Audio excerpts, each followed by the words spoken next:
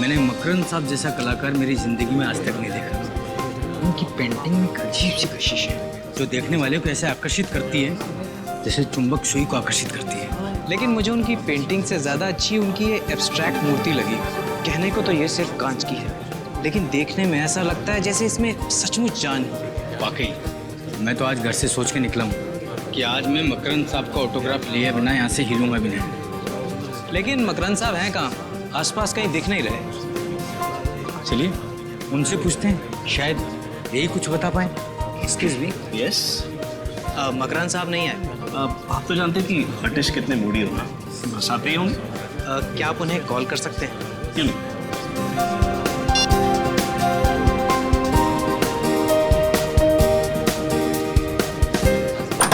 Colour combination बेटा बेटा दौड़ते नहीं बेटा, एग्जीबिशन।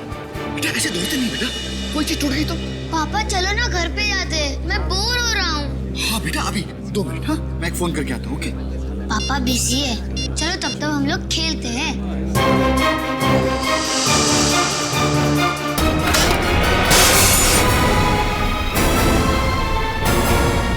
अरे बाप रे, देखा तुम्हारी वजह से टूट गया ना। सॉरी पापा। आंखों का था। अरे मकरंद साहब को पता चलेगा तो बहुत गुस्सा हो जाएंगे। ये क्या है?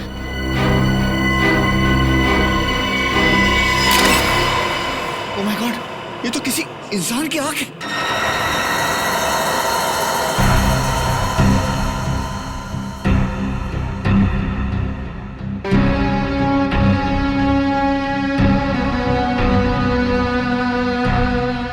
तो ये बच्चे इस कांच की मूर्ति के आसपास खेल रहे थे, आपने इन्हें खेलने से मना कर दिया और गलती से आपके हाथ से ये कांच की मूर्ति टूट गई और अंदर से कनिस्टर निकला जिसमें ये आंख है, किसी इंसान की आंख। जी सर।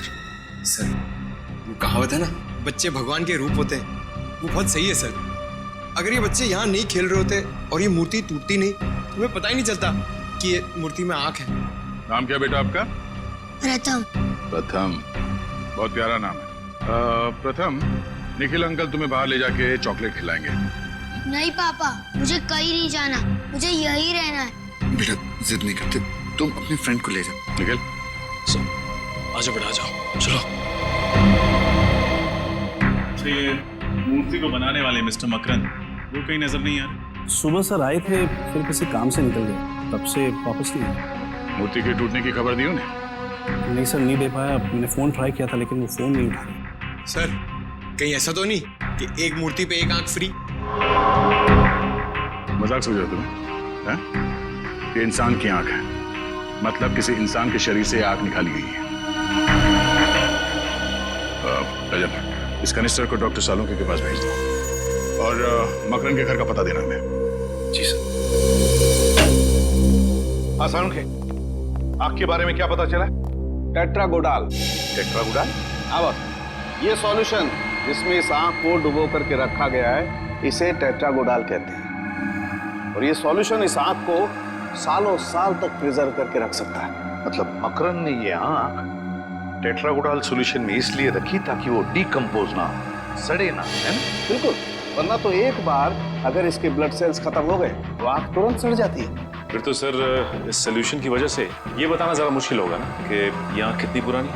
सचिन, अगर आंख ज्यादा पुरानी होती तो बताना मुश्किल था, लेकिन बॉस इस आंख के कुछ ब्लड सेल्स अभी भी एक्टिव हैं। इससे ये पता चलता है कि ये आंख 16 से 18 घंटे पहले निकाली गई है किसी इंसान के शरीर में से। या फिर सालुंके पता लगा सकता है ना डीएनए टेस्ट से कि ये आंख किसी मर्द की है या औरत की? हाँ, पता लगाया जा सकता है। तो फिर लगा ना पता। लेकिन बॉस उसके लिए मुझे इस आंख को सेंट्रल लैब में लेके जाना पड़ेगा।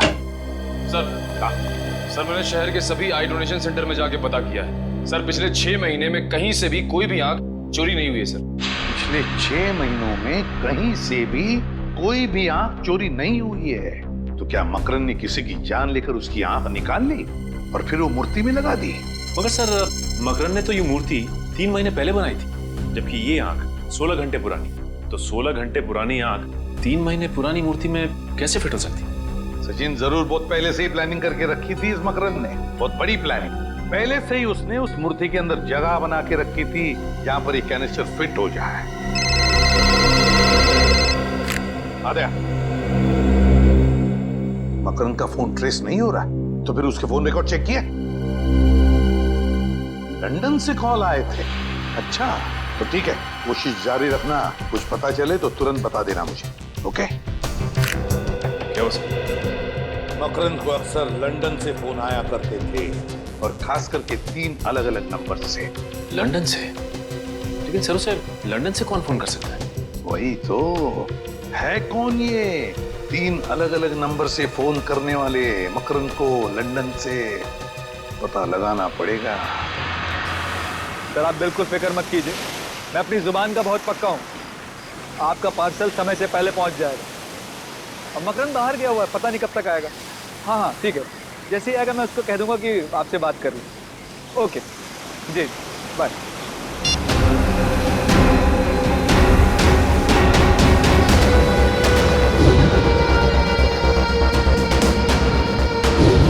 तुम लोग अब तक यहाँ खड़े हो, ऐसे ही बुत की तरह खड़े रहोगे या कुछ करोगे भी? किसी भी कीमत पर वो आंख मुझे वापस चाहिए। बॉस आप चिंता मत करो बॉस, बस अगले 10 घंटों के अंदर वो आंख आपको मिल जाएगी। बकवास मत करो, पिछले 12 घंटे से यही डायलॉग सुन रहा हूं मैं। मेरा एक एक मिनट बहुत कीमती है, समझे तुम लोग? बॉस आपको तो पता है कि वो आंख सीआईडी वालों के पास है, और सीआईडी वालों के हाथ से लेना मतलब मगरमच्छ के मुंह में हाथ डालने के बराबर है। बस कोशिश जारी है बॉस। कोशिश कोशिश कोशिश। तुम लोगों को अगर अपनी जान प्यारी तो सिर्फ 2 घंटे मुझे वो आंख चाहिए, सिर्फ 2 घंटे। क्लियर? ठीक है बॉस, वो आंख आपको मिल जाएगी बॉस। बेटा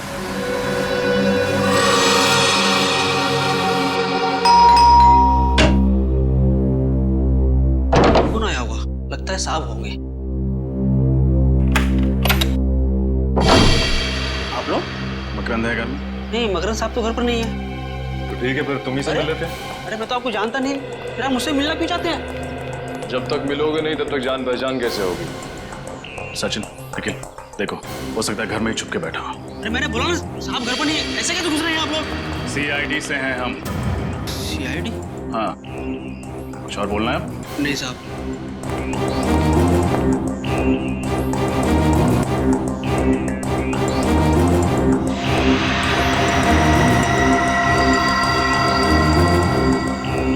मकरंद तो घर में है ही नहीं। कहाँ गया मकरंद? पता नहीं साहब, बताकर नहीं गए। और कब से घर नहीं आए तुम्हारे मकरंद साहब? कल सुबह जो निकले अब तक लौटे नहीं। मकरंद अपनी पेंटिंग्स और मूर्तियाँ यहीं पे बनाता है? हाँ, पेंटिंग्स तो यहीं बनाते हैं, मगर मूर्तियाँ नहीं। हाँ, यहाँ सिर्फ पेंटिंग्स दिख रही हैं। मूर्तियाँ कहाँ बनाता है जानते हो? पता नहीं साहब, मैं तो नौकर हूँ। ये लैपटॉप मकरंद का है? हाँ, ये साहब का ही है। निखिल,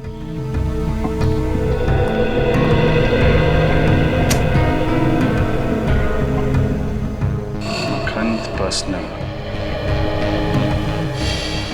इस फोल्डर में कुछ होना चाहिए। ये देखो, पिछले 5 साल में मकरंद की पेंटिंग्स और मूर्तियां कितने में बिकी हैं, इसका पूरा ब्यौरा है इसमें। कोई भी पेंटिंग 15 से 20 हजार रुपए से ज्यादा में नहीं बिकी, जबकि हर मूर्ति कम से कम 40 से 50 लाख रुपए में बिकती है।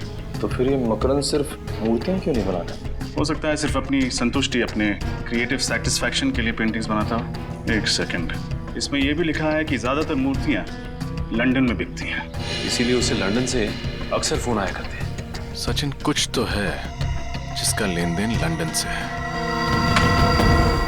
कल एग्जैक्टली कितने बजे तुम्हारे साहब यहाँ से गए थे?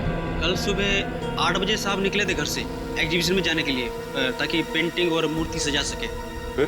फिर 10:30 बजे आए, और ताकि थोड़ा सो जाएं, ताकि शाम को एग्जीबिशन में वापस जा सके। तो आपके साहब घर पे सोए कितनी देर?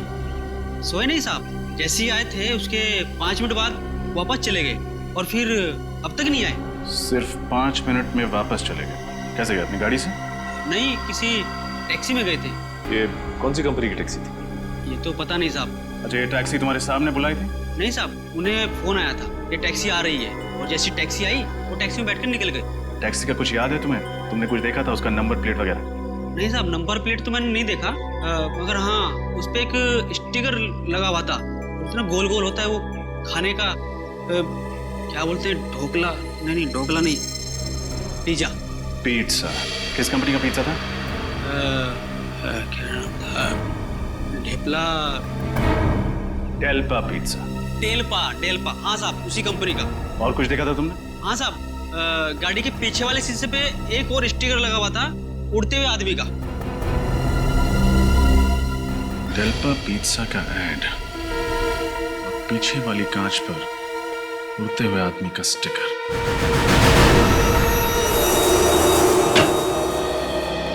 Excuse me. जी कहिए। हम सीआईडी से। सीआईडी? तो आपको भी अपनी गाड़ी पर स्टिकर्स लगवाने हैं? नहीं, हमें ऐसा कोई काम नहीं है। आप ये बताइए कि डेल्पा पिज्जा नाम की कंपनी के ऐड आपने कौन सी टैक्सीज में लगाए? Delpa pizza? एक मिनट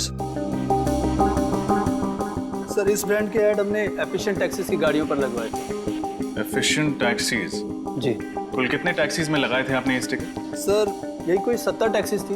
अच्छा, इनमें से किसी एक टैक्सी के पीछे वाले कांच पर कोई ऐसा स्टिकर लगा होता है एक ऐसे इंसान का जो हवा में उड़ रहा है? इंसान जो हवा में उड़ रहा हो? नहीं सर, ऐसे तो कुछ याद नहीं आएगा, पर हाँ हो सकता है मेरे स्टाफ में किसी को पता हो। समीर, आशीष, आनंद, मनीष, एक मिनट इधर आओ। हमने एफिशिएंट टैक्सीज के ऊपर जो डेल्पा पिज्जा के ऐड लगवाए थे, क्या उनमें से कोई टैक्सी ऐसी है जिसके पिछले वाले कांच के ऊपर कोई ऐसा स्टिकर है जिसमें कोई इंसान हवा में उड़ रहा हो? हाँ सर, ऐसा स्टिकर तो भोला की टैक्सी पे। भोला सर? भोला? ये भोला कहाँ मिलेगा? यहीं सर, आज वो सारी टैक्सियां फिर से आ रही हैं नए ऐड लगवाने के लिए, तो भोला भी जरूर आएगा। वेरी गुड, चलो भोला का इंतजार कर लेते हैं। नए ऐड के स्टिकर तैयार है? हाँ तैयार हैं, आप अपनी टैक्सी के पास जाइए, मिल जाएंगे। जी साहब।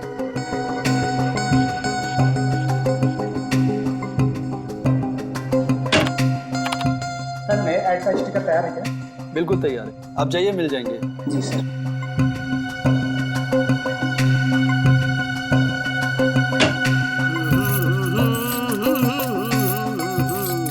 चलो साहब, जल्दी से नया ऐड लगा दो, पुराना ऐड देख देख के लोग पक गए, और मैं भी। चलिए हम आपको कुछ नया दिखा देते हैं। आप लोग कौन है? आपकी टैक्सी के पीछे एक स्टिकर लगा हुआ है उड़ते हुए आदमी का, है ना? अरे भाई, मैं उड़ते हुए आदमी का लगाऊं या गिरते हुए आदमी का लगाऊं, इसे आप लोगों को क्या लेना देना है? लेना देना तो है, हम लोग सीआईडी से हैं। सीआईडी? जी। आप इस आदमी को पहचानते हैं? ये इसको तो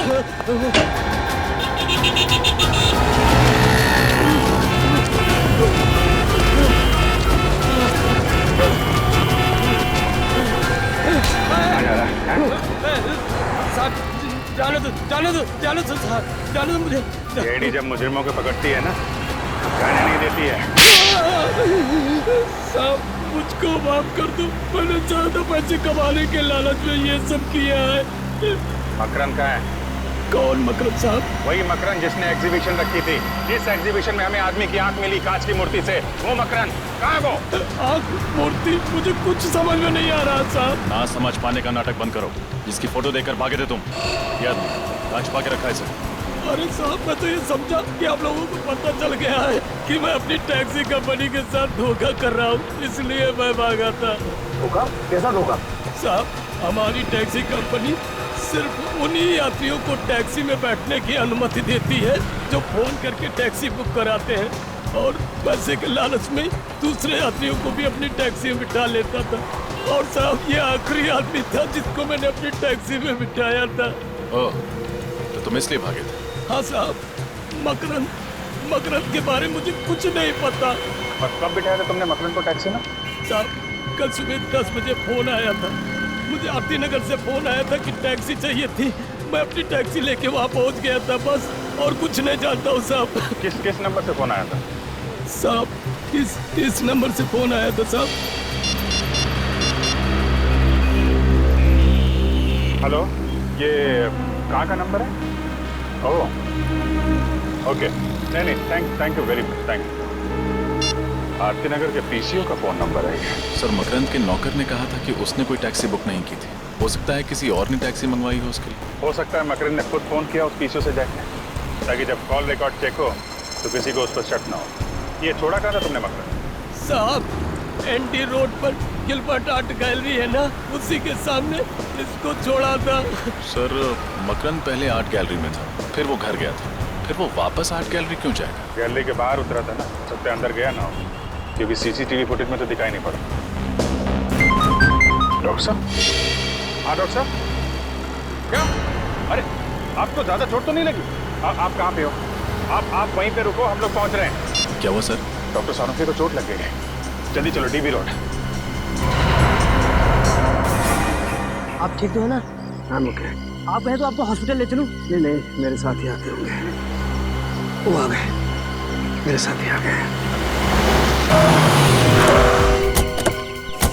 oh my God, excuse me doctor साहब, संभाल के, आप ठीक है? हाँ विजय थी, मैं ठीक हूँ। खून निकल रहा है। Pankaj, first aid. Thank you very much, हम लोग आगे हम संभाल लेंगे। Thanks a lot. सर ये सब हुआ कैसे? मुझ पर किसी ने वार किया, हमला किया किसी ने। हमला? किसने किया? नहीं अभिजीत, मैं वो आँख लेकर के जा रहा था सेंट्रल लैब डीएनए टेस्टिंग के लिए। ये गाड़ी आई और यहाँ आकर के मेरी गाड़ी को ब्लॉक किया उसने। ओके। उसमें से 4-5 लोग उतरे नकाब पहने। हाँ। मेरे सर पे वार किया और आँख का कैनिस्टर लेकर के भाग गए। आँख चोरी हो गई? वो चोट की वजह से मैं बेहोश हो गया था तो। अरे नहीं डॉक्टर साहब, आप सही सलामत है, हमारे लिए वो ज्यादा इम्पोर्टेंट है। आँख तो हम लोग ढूंढ ही लेंगे। वैसे गाड़ी का नंबर देखा क्या आपने? हाँ, चोट लगने से पहले मैंने गाड़ी का नंबर देखा था। क्या नंबर है, याद है? गाड़ी का नंबर है ZPO 2979। ग्रेट डॉक्टर साहब। पंकज, पता करो आरटीओ से किसका नंबर है। सर हमें आंख मिली मकरंद की बनाई हुई मूर्ति। कालून के सामने जो गाड़ी देखी वो मकरंद की थी। हो ना हो इन सब के पीछे ये मकरंद ही है। हो सकता है। चलो चल के आंख भी वापस ले लेते हैं और सड़क के साहब पर किए गए हमले का हिसाब भी। सर लगता है ये मकरंद अपने दूसरे घर से भी गायब हो गया है। या फिर हो सकता है अंदर छुपा। सोच के रहो। दया सर का नाम लो और तोड़ दो दरवाजा।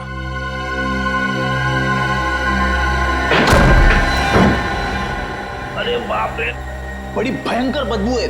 किसी लाश की बदबू है। सर कहीं मकरंद की तो नहीं है? हो सकता है, देखो लाश यहीं कहीं होगी।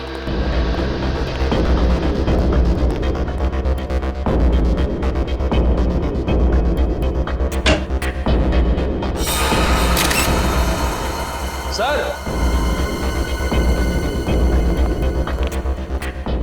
ये तो मकरंद है। अरे इसकी तो एक आंख गायब है सर, मतलब वो आंख इसकी थी। सर हम लोग तो सोच रहे थे कि इन सब के पीछे ये मकरंद है, मगर किसी ने इस बेचारे को मारकर इसकी आंख निकालकर इसी की बनाई हुई मूर्ति के अंदर रख दी। और इसी की गाड़ी इस्तेमाल की डॉक्टर साड़ुंके पर हमला करने के लिए। खून सिर्फ यहीं पे बहा। इसका मतलब गोली लगने के बाद मकरंद इधर उधर नहीं गया होगा, उसने यहीं पे दम तोड़ दिया होगा। कहीं ऐसा तो नहीं कि इसने आत्महत्या की हो अपनी गन से? नहीं फ्रेडी, खुद को ऐसे सामने से गोली मारना थोड़ा मुश्किल है और कोई अपनी ही आंख कैसे निकाल सकता है? हाँ ये बात तो है। गोली सामने से लगी है और लाश की पोजीशन को देख के लगता है कि खूनी यहाँ कहीं खड़ा होगा। सर इस गन में से एक गोली चली है, शायद मकरंद ने उस खूनी पर चलाई होगी अपनी आत्मरक्षा के लिए। और अगर ऐसा हुआ है निखिल तो इसका निशाना जरूर चूक गया होगा, क्योंकि कहीं और तो खून है नहीं। गोली ढूंढो, नहीं होगी।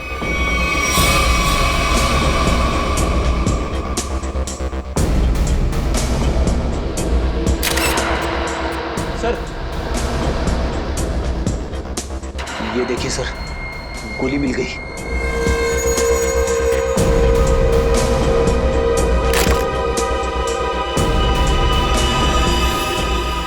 वेरी गुड फ्रेंड, काम करो और तलाशी, कुछ ना कुछ जरूर मिलेगा जो हमें खूनी तक पहुंचा।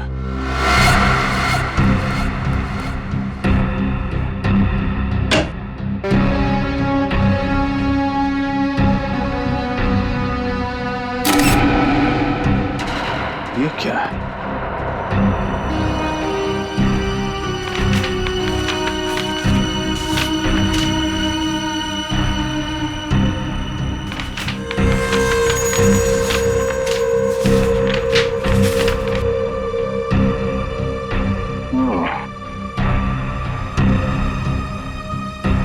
मकरंद की पिछली मूर्तियों के स्केचेस देखा?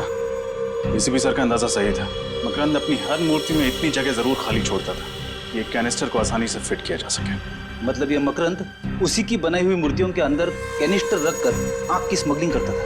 हाँ सर, और शायद किसी ने बदला लेने के लिए इसी के साथ ऐसा कर दिया। मुझे नहीं लगता। आंखों की कालाबाजारी से सिर्फ 2-3 लाख रुपए कमाए जा सकते हैं। मकरंद की हर मूर्ति कम से कम 40 से 50 लाख रुपए में बिकती है, तो फिर सिर्फ 2-3 लाख रुपए के लिए कोई इतना खतरा क्यों लेगा? जरूर मकरंद की मूर्तियों में आंखें नहीं, कोई और चीज स्मगल की जाती है। कैसी चीज? वो तो नहीं पता फ्रेडी, लेकिन ये स्मगलिंग इंग्लैंड में होती है। तभी तो उसे लंदन से इतने फोन आते थे।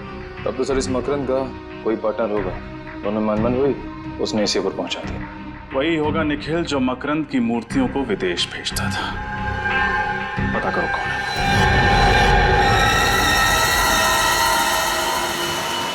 2 घंटे गुजर गए, पता नहीं बेवकूफ आंख चुरा भी पाएंगे या नहीं।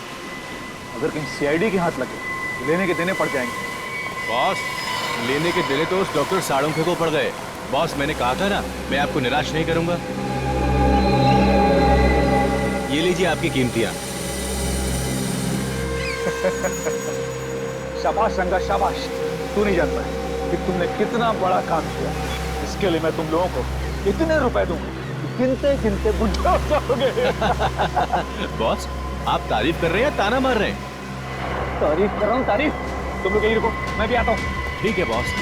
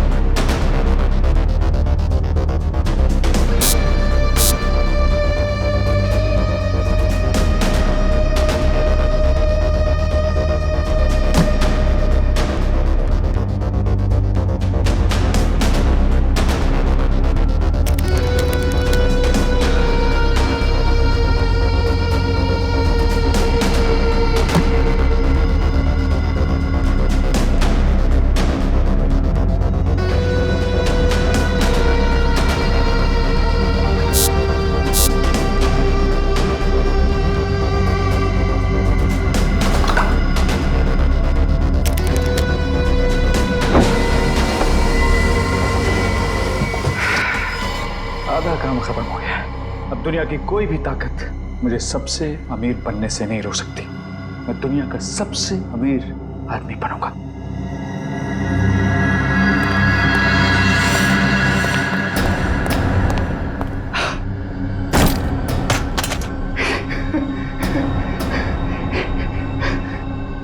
सब कुछ मेरा है, सब कुछ मेरा है।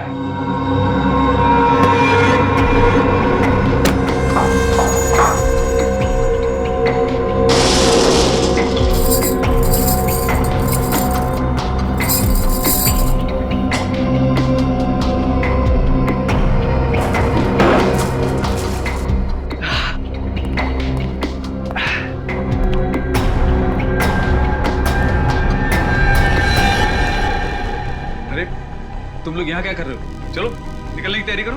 बॉस, हमारा हिस्सा? हिस्सा भी मिल जाएगा, जल्दी क्या है? मैं कोई भागा थोड़ी जा रहा हूँ। बॉस, माफ करना, पैसों के सामने कोई किसी का नहीं होता। मुझसे गद्दारी अभी देता हूँ हिस्सा। माफ करना, ये सारी की सारी दौलत सरकारी खजाने में जाएगी। कर्ज दीजिए।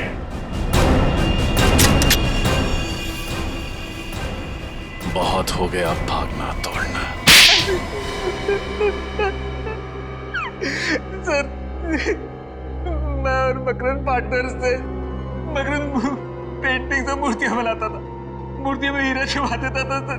फिर मैं उन हीरो को देश के बाहर लंदन ले जाता, उनकी तस्करी करता था सर। शर्म आनी चाहिए तुम्हें। अपने देश की संपत्ति स्मगल करके बाहर देशों में बेच रहे थे तुम। सर मुझे माफ कर दीजिए सर। माफ कर दीजिए।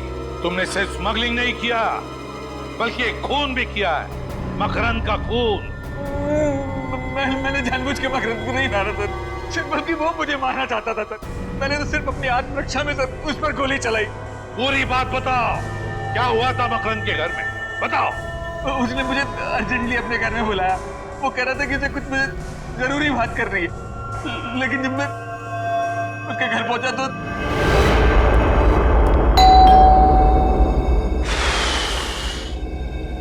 अरे दरवाजा तो खुला हुआ है। मकरंद, मकरंद, मकरंद कहाँ हो यार? मुझे घर में बुला के दरवाजा खोलकर बाहर चले गए क्या?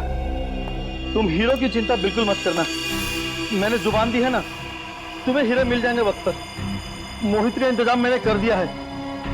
आज का दिन उसके जिंदगी का आखिरी दिन होगा और उसकी लाश से आंख निकालकर मैं पूरे खजाने का अकेला मालिक बन जाऊंगा।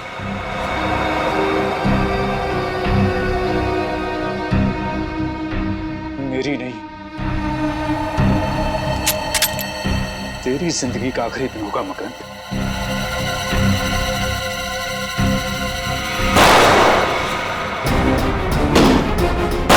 मुझे मारेगा, मुझ पे गोली चलाएगा तू?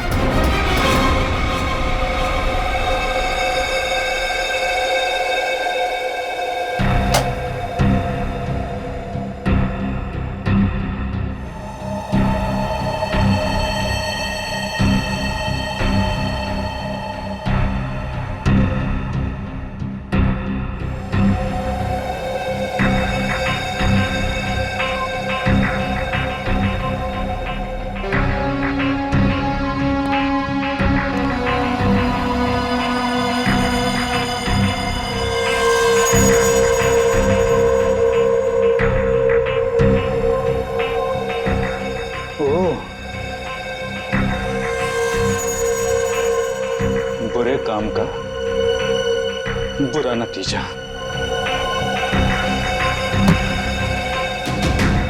अब जो तू मेरे साथ करने वाला था, मैं तेरे साथ करूंगा।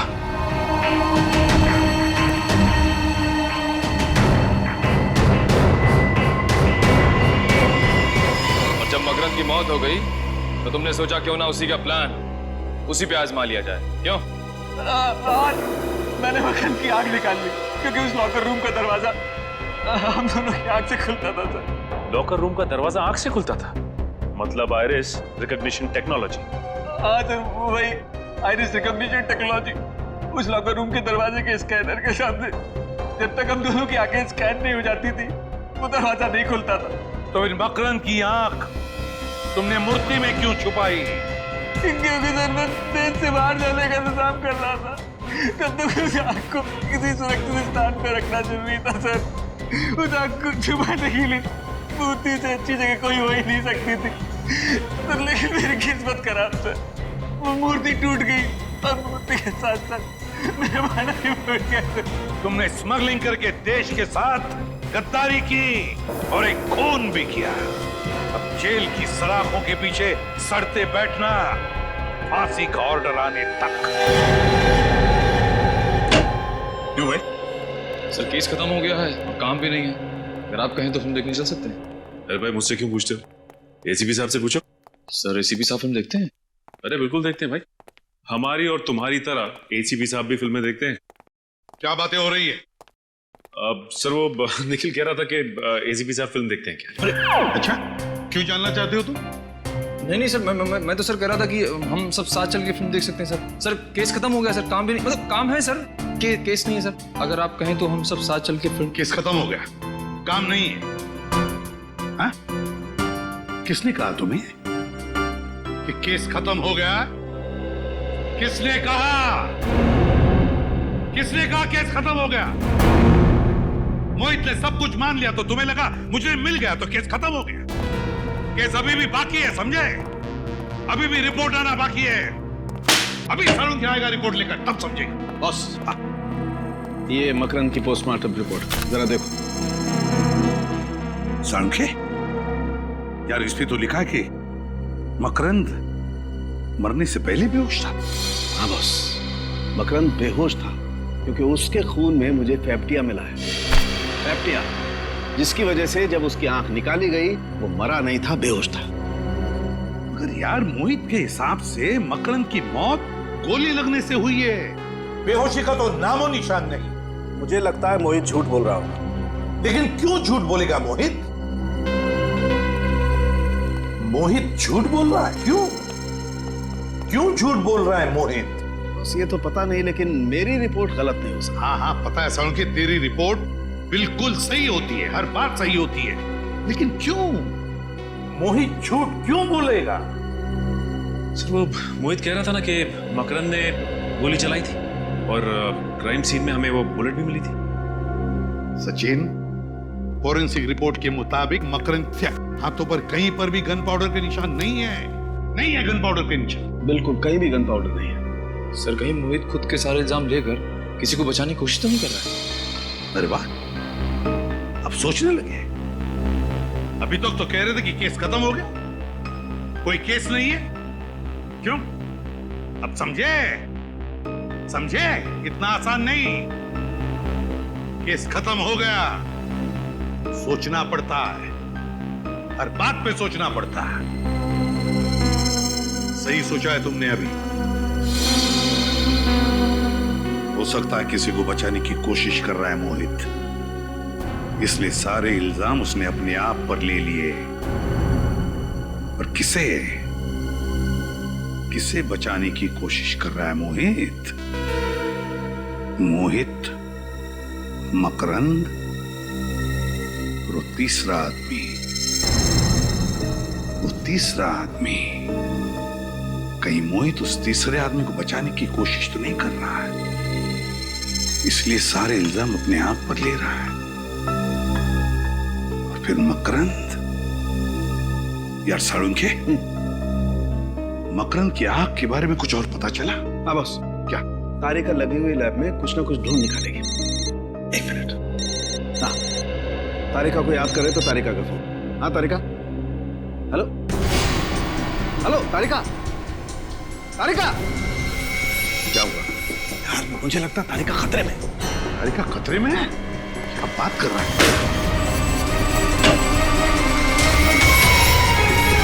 ये सब किसने किया? पता नहीं, कुछ लोग एकदम से ऑफिस में घुसे और उन लोगों ने अफरा तफरी मचा दी, कंप्यूटर भी जला दिया और बॉस को गोली मार दी। तो वो आपके बॉस थे?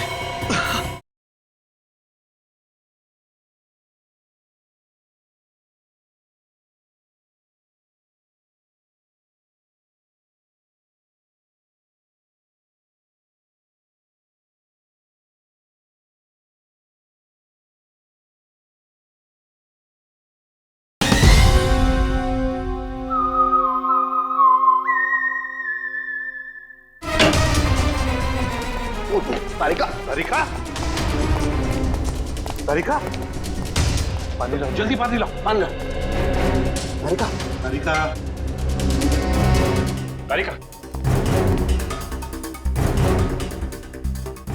तारिका, उठो। क्या हुआ? हाँ? You okay? आओ बैठो। चलो,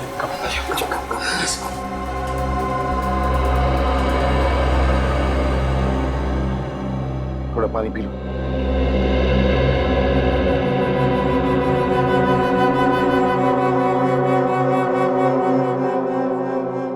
ओके? क्या हुआ? कैसे हुआ ये सब? सर, वो आंख लेके चला क्या?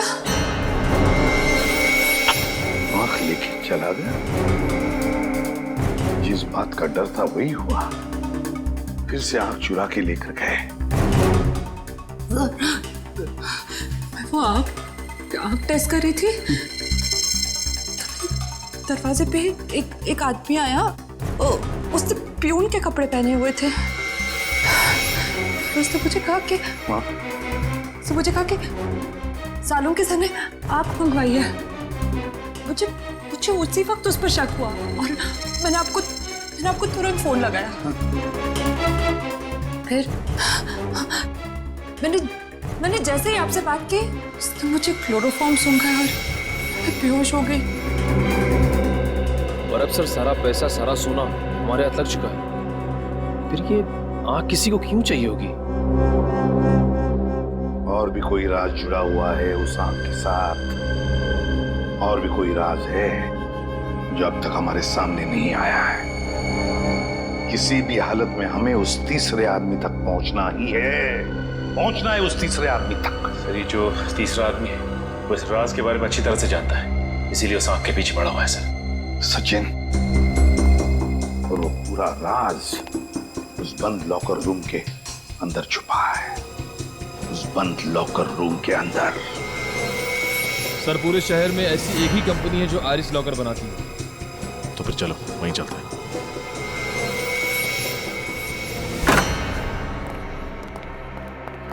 सीपीयू को जला दिया, ये जो कोई भी है हमसे एक कदम आगे। अरे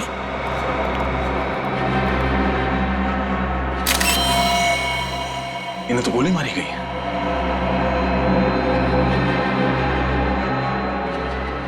He's dead.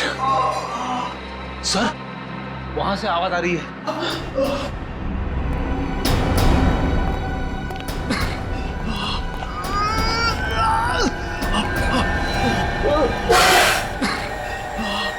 आप लोग कौन? घबराइए मत, हम लोग सीआईडी से। आइए बैठिए। संभाल के। निकल पानी। मुझे बचा लीजिए, मुझे गोली लगी। घबराइए नहीं, आपको कुछ नहीं होगा। फ्रेडी, एम्बुलेंस को फोन करो जल्दी। पानी ये लीजिए, पानी लीजिए आराम से। ये सब किसने किया? पता नहीं, कुछ लोग एकदम से ऑफिस में घुसे और उन लोगों ने अफरा तफरी मचा दी, कंप्यूटर भी जला दिया और बॉस को गोली मार दी। तो वो आपके बॉस थे? मिस्टर अनुराग, और मुझे गोली मार दी। अगर मैंने मरने का नाटक ना किया होता तो शायद 2-4 गोली और मार देते।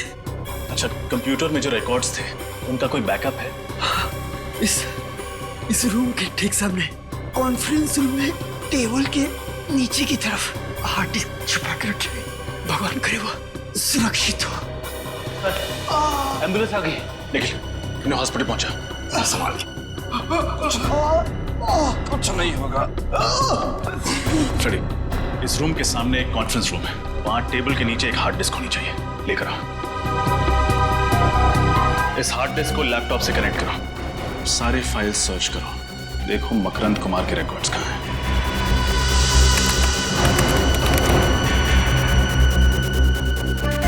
तो ये है हमारा तीसरा आदमी।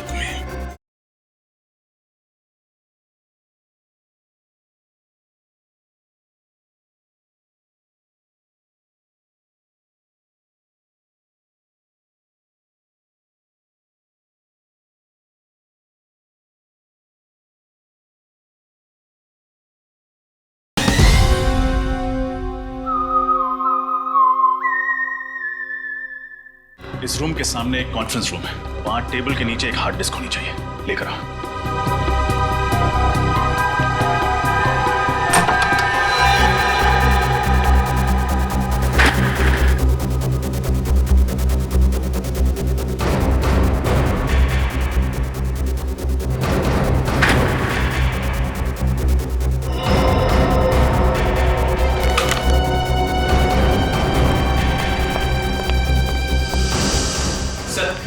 हार्ड डिस्क मिल गई।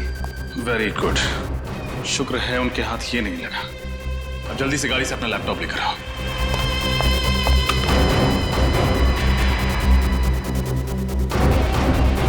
लैपटॉप ये लो, इस हार्ड डिस्क को लैपटॉप से कनेक्ट करो, सारे फाइल्स सर्च करो, देखो मकरंद कुमार के रिकॉर्ड्स कहाँ हैं।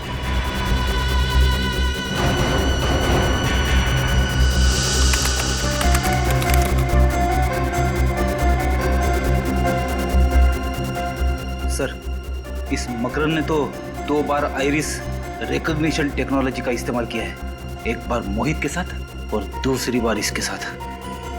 तो ये है हमारा तीसरा आदमी।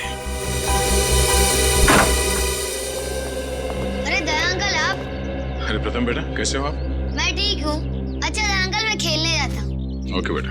अरे बेटा, कितनी बार कहा मेरे पूछे बगैर दरवाजा नहीं खोलने का।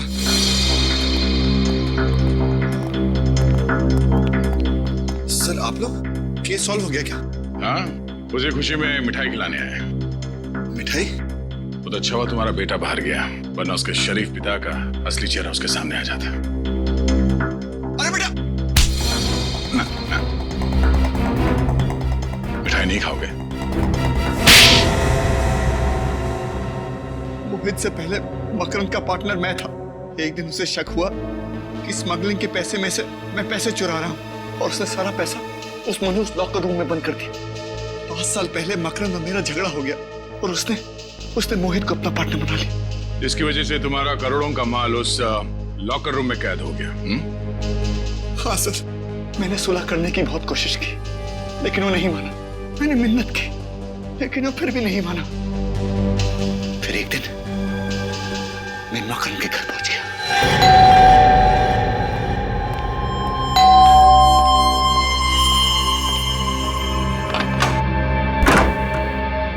सौरभ, तुम? आज मैं सौरभ नहीं, तेरी मौत बन के आया हूं। ये सब क्या है सौरभ? ये ले, और इसको। ठीक है, तो प्लीज गोली मत चलाना। एक शर्त पर, इसे जोर जोर की पढ़, और सुन, जब तक मैं रुकने के लिए नहीं बोलूं, पढ़ते रहना, समझे? ओके। तुम हीरो की चिंता बिल्कुल मत करना। मैंने जुबान दी है ना, तुम्हें हीरो मिल जाएंगे वक्त पर। मोहित का इंतजाम मैंने कर दिया है। आज का दिन उसकी जिंदगी का आखिरी दिन होगा, और उसकी लाश से आंख निकालकर मैं पूरे खजाने का अकेला मालिक बन जाऊंगा। ये सब क्या है? ये है मेरा फैसला। कौन सा फैसला? या तो तू मर जा, या फिर तू मोहित को मारकर उसके पैसे को बराबर से बांट ले, समझा? ओके, ठीक है। चल, मोहित को फोन लगा, और कोई होशियारी नहीं, समझे? हाँ, हेलो। हाँ मोहित। हाँ, क्या तुम इस वक्त मेरे घर आ सकते हो? कुछ जरूरी बातें करनी है। नहीं, मैं फोन पे नहीं बता सकता। प्लीज तुम मेरे घर आ जाओ। ओके। गुड, अब तुझे इनाम मिलेगा। इनाम?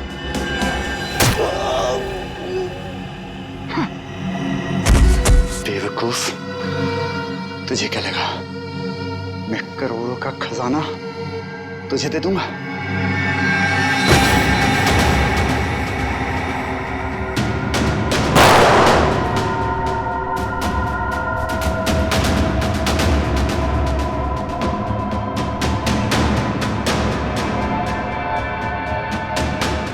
फिर मैंने मोहित के आने का इंतजार किया।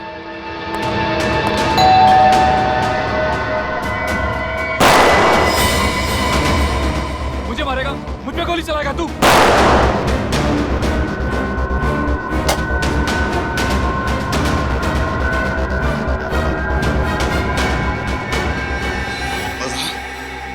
वहां मोहित ने मकरंद की आंख निकाल ली। फिर मैंने मोहित का पीछा किया। उसने वो आंख उसी मूर्ति में छुपा दी जिसमें मकरंद अपने हीरे छुपाया करता था। फिर एग्जीबिशन में अपने बेटे को रोकने के बहाने उस मूर्ति को धक्का दे दिया ताकि वो आंख सबके सामने आ जाए और आप लोग इन्वॉल्व हो जाए। तुम हम लोगों को इस प्लान में क्यों शामिल करना चाहते थे? क्योंकि मैं एक ही तीर से 2 शिकार करना चाहता था। एक तरफ मैं सारा खजाना हड़पना चाहता था, और दूसरी तरफ मैं चाहता था कि मकरंद के खून में मोहित फंस जाए और मुझ पर कोई आश ना है। तुम जानते थे कि खजाने के लिए मोहित हमसे वो आग चुरा लेगा, और तुम मोहित पे हमला करके उससे उसका खजाना चुरा लोगे, और वो आग भी, और दोनों खजाने के मालिक बन जाओगे। हाँ, मेरा प्लान कामयाब भी हो गया था। मोहित ने डॉक्टर सालुम के से वो आग भी चुरा ली थी। उसने अपना सारा पैसा भी निकाल लिया था। बस मुझे मोहित को मारना था और ऐसा दिखाना था कि उसे उसी के आदमियों ने मारा है। लेकिन इससे पहले कि मैं करता, हम मोहित तक पहुंच गए और तुम्हारा प्लान चौपट हो गया। तुमने मोहित को मकरंद का खून करने पे मजबूर कर दिया, और अपने इस घिनौने प्लान में सीआईडी को शामिल करने की गलती की। तुम्हें सख्त से सख्त सजा दी जाएगी।